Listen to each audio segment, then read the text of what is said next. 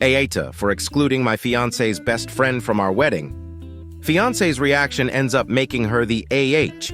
Did I do the right thing? Last month, I, 26M, proposed to my girlfriend, 24F of 6 years, and she happily accepted. Since then, we've been busy planning our wedding, working on details like save the dates, invitations, the venue, and the caterer. During our discussions about the wedding party, she mentioned wanting to do a special proposal for her side of the wedding court and expressed her desire to have her childhood best friend as her maid of honor. The catch is that her best friend is a guy, 24M. They grew up on the same street and have been friends since childhood.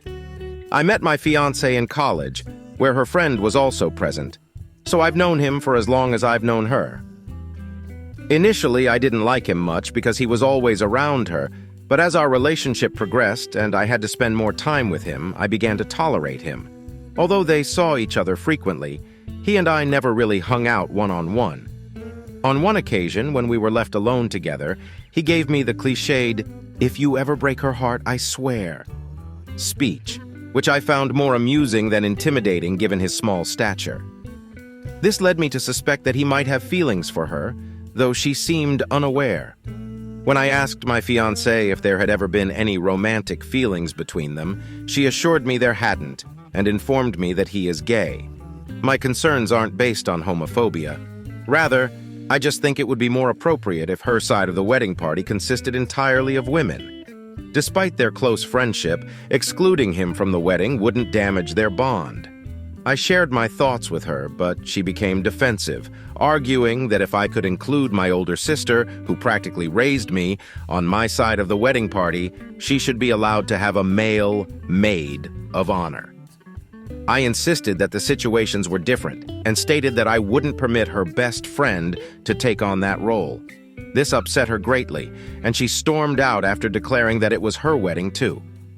A few hours later, I received a text from her sister saying that my fiancé had gone to her parents' house and told them what had happened. They believe I'm being an asshole because they think my objections stem from jealousy and my long-standing dislike of her friend. Since she left, I've tried reaching out to my fiancé multiple times, but she hasn't responded to my calls or texts. I love her deeply and don't want to lose her, but I still feel uneasy about having her best friend play such a significant part in our wedding. Am I the asshole in this situation? Edit. It has come to my attention, based on a previous comment I made, that I have created the world's thinnest argument. I mentioned that my fiancé was unwilling to compromise on things such as the groomsmen's neckpieces and blazers, and therefore I felt justified in being unwilling to compromise about her best friend. I also stated in a few other posts that there were additional things she didn't want to compromise on. Someone suggested I make a list, so here it is. 1. When we were deciding our wedding date and location, she wanted to have it in the spring in an open field. I wasn't on board with this because I have terrible allergies, which are at their worst during the spring. She shot down any alternatives I suggested, such as dates closer to summer or in summer, and insisted it was spring or nothing. So we went with spring. 2. Instead of going with a DJ as I suggested, who could play a mix of her favorite songs, my favorite songs, and general upbeat dance music, she insisted on having a live band that specialized in her favorite genre. I proposed that we could give the DJ a longer list of songs from her favorite genre and ask him to play those frequently, but she said no and insisted that a live band would be better. So we went with the band. 3. In my culture, there are several traditional wedding ceremonies that I wanted us to partake in. These included a kind of parade, where the groom and his family go to the bride's house to present gifts, a hair-cutting ceremony. I made sure to tell her that her actual hair would not be cut, and finally a knot-tying ceremony where guests wish us a long and happy marriage. She wanted absolutely nothing to do with these ceremonies, arguing that they would take too much time and effort since it would be like having 2 weddings. I tried fighting for these more than the other issues, but she was firm on doing things traditionally. 4. She wanted the groomsmen to wear bow ties and blazers, even though I preferred neckties and no blazers. 5. She changed the color scheme from the originally agreed-upon black, gold, maroon, and forest green to pink, or rose, yellow, white, and pastel blue, because she thought the decorations would look better in the field. When I pointed out that we had already printed invitations with the previous colors, she said we could throw those out and get reprints. Comments. Commenter, YTA. It's clear that you harbor significant resentment toward your fiancé's best friend simply because he is a man. You're now leveraging this girls-only rule as a pretext to exclude him. Additionally, referring to them as girls is inappropriate. You're not high school students preparing for prom. You're adults getting married. They are women. Your behavior comes across as both sexist and jealous, and it suggests a level of immaturity that raises concerns about your readiness for marriage. I hope your fiancé recognizes your true nature and reconsiders her decision to marry you. OOP. The difference is that I would be including legitimate family members in my wedding party. This includes someone who, as I mentioned, has practically raised me and has been a constant presence in my life since birth, someone I deeply want by my side on this important day. While you might argue that my fiancée and her best friend are technically family, due to the length and closeness of their relationship, that doesn't actually make them family in the traditional sense. Update. I, 24F, recently got engaged to my fiancé, 26M, after being together for 6 years. A couple of days ago, we had a fight because he wouldn't let me ask my guy best friend, 24M, whom I've known since childhood, to be my man of honor. The argument escalated, and I ended up walking out and staying with my parents for a few days. When I explained the situation to them, they agreed that my fiancé was out of line. After a few days, I decided to go back home thinking he would have calmed down by then. When I arrived, he seemed glad to see me and apologized for overstepping. I accepted his apology and mentioned that we still had time to ask my best friend to be in the wedding. However, he looked down and then suggested that we should call off the wedding. This took me by surprise, and I immediately refused. He then admitted that while I was gone, he posted about our situation on our AITA. Although he was deemed the controlling AH, he also realized that I was being controlling because I had essentially hijacked the wedding planning. When I asked how he could think that, he pointed out that I chose to have the wedding in spring, even though it's a bad time for him, and that I changed the wedding color scheme and what his groomsmen would wear without consulting him first. I argued that those were minor details and didn't warrant calling off the wedding. He then accused me of being insensitive for rejecting his culture's traditional wedding ceremonies without even considering them. He had previously mentioned some traditional ceremonies from his culture, and while I appreciated his input, I decided against them because they didn't fit the vibe of the traditional American wedding I wanted. I reminded him that he had already agreed to a traditional American wedding. He countered by saying that having my guy best friend as my man of honor was untraditional. I pointed out that I allowed him to include his sister in his wedding party because he wanted some family representation, so if he could break tradition, so could I. At this point, he became really sad and looked like he was about to cry. He said that me breaking tradition felt like a slap in the face after rejecting his cultural traditions, and that it showed a lack of respect for his culture. I assured him that I greatly respect his culture and understood how my actions might have seemed mean, but emphasized that it's my wedding too, so I should have a say in what we do. He laughed bitterly, got up, said he wanted to take a break, and left. Now I don't know what to do. I don't want to call off the wedding at all. I've tried to find his Reddit post, but suspect he used a throwaway account, as did I. I love him deeply and want to spend the rest of our lives together. I'm at a loss for how we can get through this. Comments. Commenter. It sounds like you are being controlling and have brushed off his complaints as if they are no big deal. If the date, the groomsmen's outfits, and the color scheme are truly minor details, then they shouldn't have been changed without consulting him. Disregarding his family traditions is a significant issue, and if you are willing to overlook them for the wedding, how can he be sure you won't disregard them for other important events in the future? The wedding is just one day, but if you don't allow him to have a say in it, he is justified in wanting to take a break and reconsider the relationship. Commenter. It seems he now believes that, since it is his wedding as well, he should have a say in the decisions being made. How delusional of him.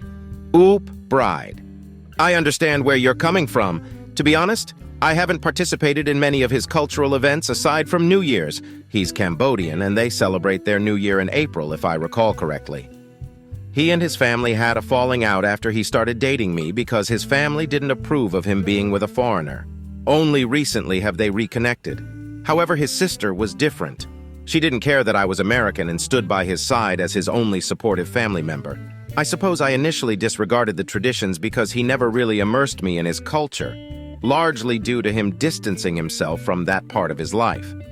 The thought of being surrounded by his family, who don't particularly like me, during the ceremonies made me uncomfortable. Both his parents and my parents would be involved, and I didn't want to feel like an outsider on our wedding day. Commenter: he doesn't want to feel like an outsider at his own wedding either. It's quite selfish of you to disregard his wishes, considering that it's his wedding too. You don't get to make all the decisions and then downplay their significance by calling them minor. If these decisions are truly minor, then what's the issue with accommodating his preferences for his side of the wedding party? A wedding and marriage involve two people, not just the bride who seems to have a main character mentality. Have you made any effort to get to know his parents or understand them? This could have been a valuable opportunity for you to learn about his culture and family, but you chose not to take it.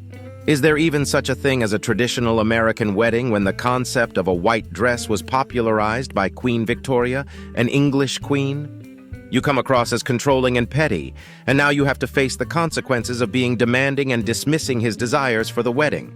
Okay, next interesting story. Am I wrong for refusing to change my wedding date? Not the a-hole. My fiancé and I recently got engaged, and when looking at dates, we realized our anniversary falls on a Saturday this year. Perfect, right? We immediately started planning because it's approximately 9 months out, and we have to move quickly to pull a wedding together.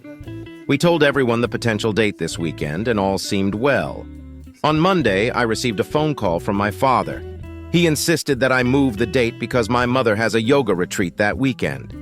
I explained to him that this date means a lot to me, and I would prefer to keep it if there is any way to move the retreat. There is a way, but it's expensive. I offered to pay for this change out of my wedding budget, essentially halving the amount that I can spend on the most important event of my life. Yesterday, I was informed that they would not be taking my offer to pay to move the retreat, and that we're expected to move the wedding instead. Since I haven't put money down on my venue yet, they think I should be fine with giving up the chance to marry on a date that means a lot to me. This turned into a massive fight, and now my parents and I aren't speaking. My father accused me of caring more about a date than I care about my mother. I told him that it felt as though they were choosing yoga over their own daughter. Comments. Commenter: your parents are prioritizing a yoga retreat over your wedding? I expressed to my father that it felt as though they were choosing yoga over their own daughter. It's clear that they are indeed making that choice. Given the circumstances, you should go ahead and have the wedding without them if necessary. You are not the a-hole in this situation. Commenter: I would take a petty approach and include captions on the wedding photos explaining why your parents were not present. It's clear that OP's parents are at fault here. You are definitely not the a-hole in this situation. Update 11 months later. Almost all of you advised me not to change the wedding date and to enjoy my time without my parents being there. I followed half of that advice. Eventually, I gave in to my family's pressure and changed the wedding date. My fiancé, now husband, reassured me that the date itself wasn't as important as my happiness, and the ongoing conflict with my parents was taking a toll on me. However, 6 months later, we both regret that decision because it turned out to be pointless.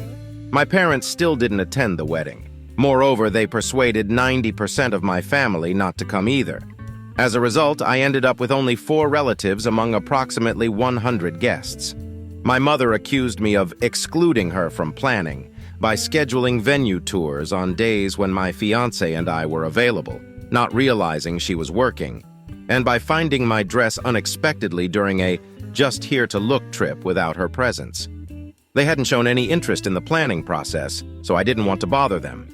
To them, this was clearly a sign that you don't want us there. Consequently, they went out of town on the new wedding date. In the end, my narcissistic mother still got her yoga session, I still moved the date, and I still walked myself down the aisle. However, my petty side did get a bit of revenge. I had an amazing time at the wedding and made sure there were obvious empty seats marked for my parents. When guests asked about it, I told them the truth with a smile. The few family members who did attend are now no longer speaking to my parents, as are all the friends who came. The only exception is my brother, who I suspect they asked to relay details of the event to them. Even he has almost entirely cut them off due to their behavior. I haven't spoken to my mother since about a month before the wedding, when she told me to remove all my old belongings from her house. I speak to my father very rarely, only for matters like deaths in the family. My in-laws have essentially adopted me as one of their own, and I'm far happier now than I ever was in the toxic environment of the family I grew up with. Life is good. How do you like these stories? Write your opinion in the comments. Let's get 1,000 subscribers on this channel. Love you.